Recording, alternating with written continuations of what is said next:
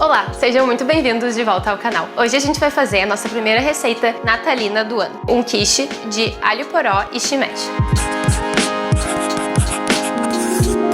Quem me conhece sabe que eu adoro festas e feriados e, enfim, todas essas datas especiais. E eu gosto muito de tradições, tipo, todo ano fazer a mesma coisa, ter aquela comida especial, aquele dia especial. Mas quando eu virei vegana, isso meio que virou um dilema, porque eu não comia mais a maioria das coisas que a gente normalmente consumia na ceia de Natal. Então, o que eu e a minha família a gente fez ao longo do tempo, porque já faz 7 anos agora que eu sou vegana, é que a gente foi criando nossas próprias tradições de Natal vegano, nossos próprios pratos, que agora, 7 anos depois, já são assim, tradição, já são clássicos na nossa ceia de Natal. Nossa família já tem 6 pratos que eu faço pra ceia de Natal, que são tipo clássicos, sempre tem que ter. Um é o quiche, outros 2 são uns arroz temperados, tipo uma salada de arroz, que eu acho super bom pro Natal, porque eles são frios e a noite de Natal normalmente é bem quente aqui no Brasil. O cheesecake vegano, tomatinhos recheados e rolinhos de abobrinha. Tirando os 2 arrozes, que não são receitas minhas, são receitas de um livro de culinária que eu tenho e eu sou muito fã, todos os outros pratos já tem receita aqui no canal e eu vou deixar o link aqui embaixo. Mas esse ano eu resolvi regravar o quiche, porque desde que eu gravei o primeiro vídeo, eu tenho experimentado vários sabores diferentes e eu achei que seria legal a gente gravar um novo sabor. Vamos lá, vamos começar. A gente vai começar pelos preparos iniciais que a gente tem que fazer antes de fato começar a fazer cada uma das 3 etapas do quiche. A primeira parte é cortar o tofu e deixar ele secando assim num paninho limpo pra tirar o excesso de água, e isso também ajuda a tirar aquele gosto mais forte que tem às vezes no tofu do soro que eles usam pra fazer o tofu. Outra coisa boa de fazer pra ajudar a tirar o excesso de água do tofu, além de deixar ele assim com um paninho, é colocar um peso em cima, porque daí o peso pressiona o tofu e faz sair a água dele.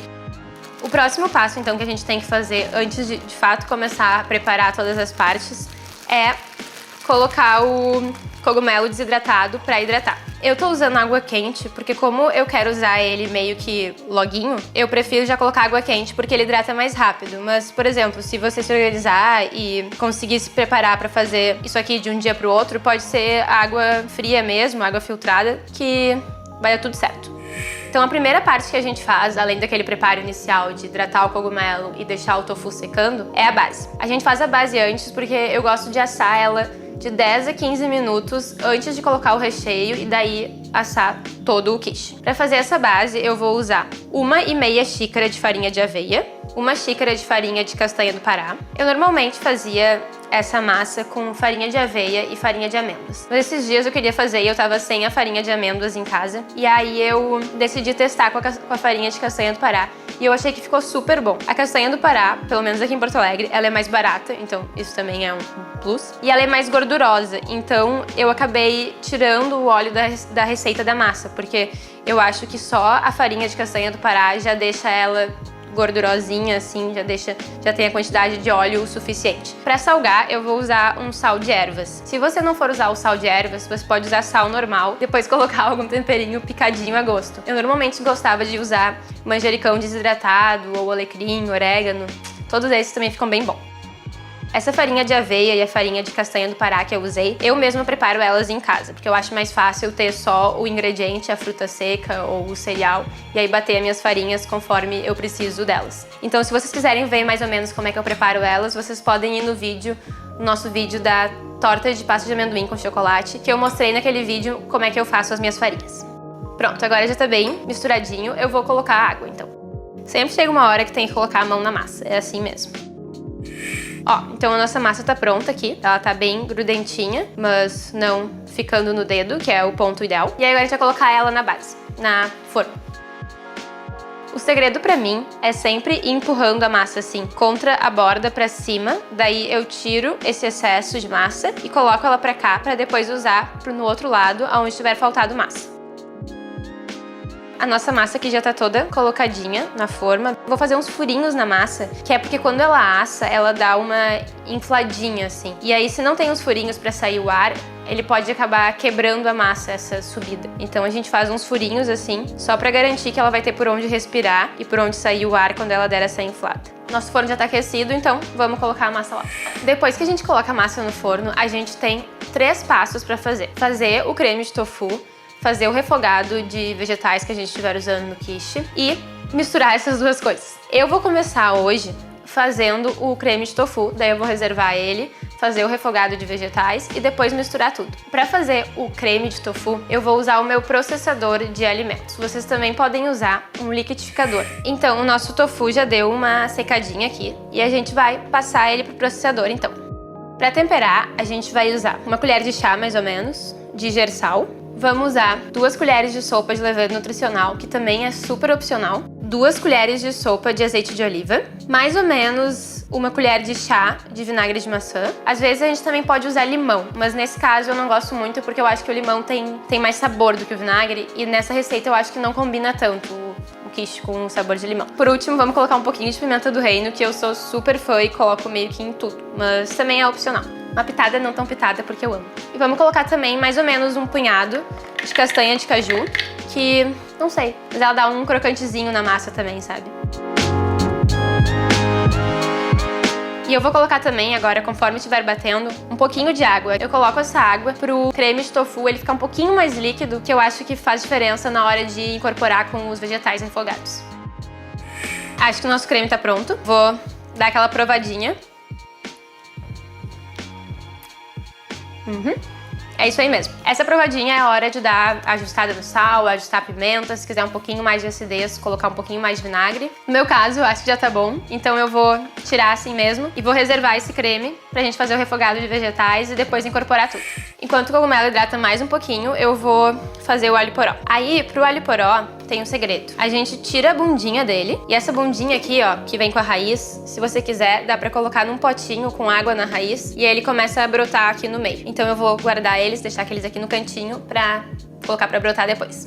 Pra lavar o alho poró, eu gosto de cortar ele assim ao comprido, porque a gente consegue abrir ele e passar água assim, ó, nas tirinhas dele. Como as folhas vão se abrindo, elas vão acumulando terra dentro delas, ó. Então sempre tem que lavar bem o alho poró e abrir as folhas e lavar dentro, entre cada uma delas, porque fica terra acumulada conforme ele vai crescendo na terra. Então sempre tem que fazer essa limpeza mais cuidadosa.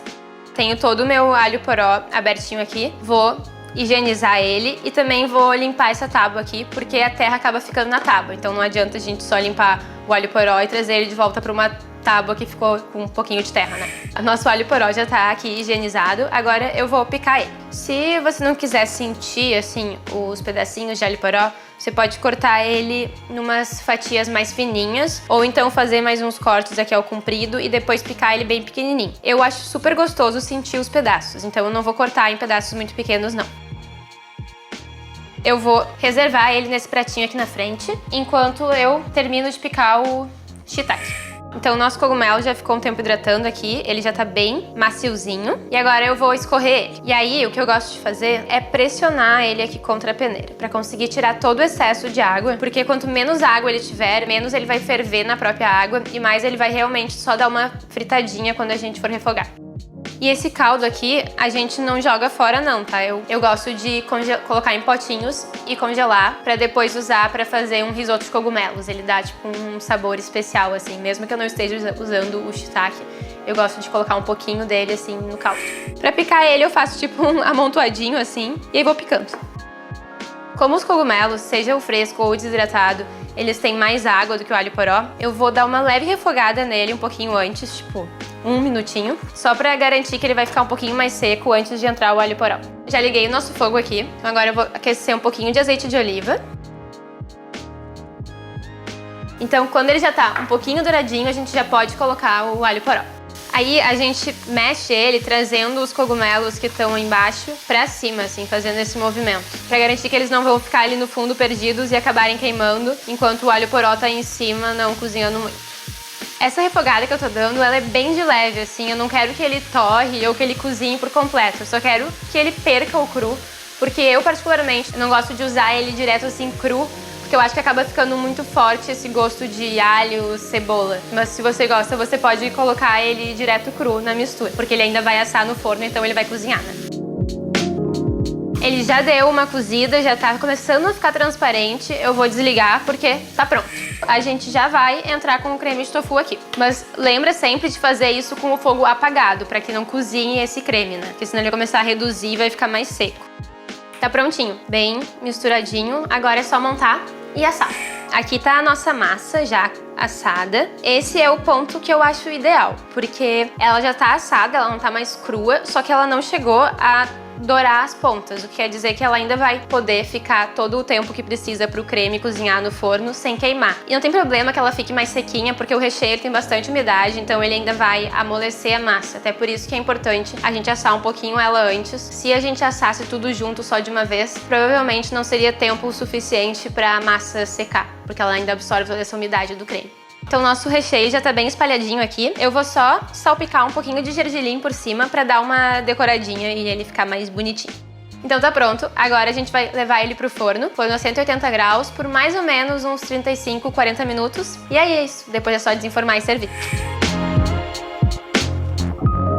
Nosso quiche já tá aqui. Ele tá pronto, já deu uma esfriadinha, então a gente pode desenformar. Pra desenformar, a gente faz um processo vapt-vupt, pelo menos eu gosto de fazer assim, até porque essa minha forma, ela não tem fundo removível. Aqui tá o quiche, a gente põe a tábua aqui, vira ele aqui, tira aqui, coloca o prato e vira no prato. Desenformado, inteirinho, sem estresse, sem trabalho, sem correr o risco de quebrar ele. Eu gosto de aproveitar aqui os buraquinhos que tem entre uma subidinha e outra da forma pra passar a faca. É mais fácil de manter a massa inteira, assim. E eu vou dar uma decoradinha aqui nesse meu prato com uns micro verdes de rúcula que eu acabei de pegar ali na frente na horta. Então tá, agora vamos provar. Nossa, ficou uma delícia com alho poró. Essa semana eu fiz com cebola e ficou muito, muito melhor com alho poró. Nossa. Então é isso, gente. Eu espero que vocês tenham gostado do vídeo. Eu espero que tenha ficado tudo claro. Qualquer dúvida pode deixar aqui embaixo que eu vou me esforçar para responder o mais rápido possível. Qualquer dica, sugestões, críticas, comentários, pedidos de novas receitas que vocês gostariam de ver aqui no canal, pode deixar aqui embaixo também, que vai ser um prazer ler tudo que você tem para falar, tá certo? Beijos, muito obrigada por assistir e até o próximo.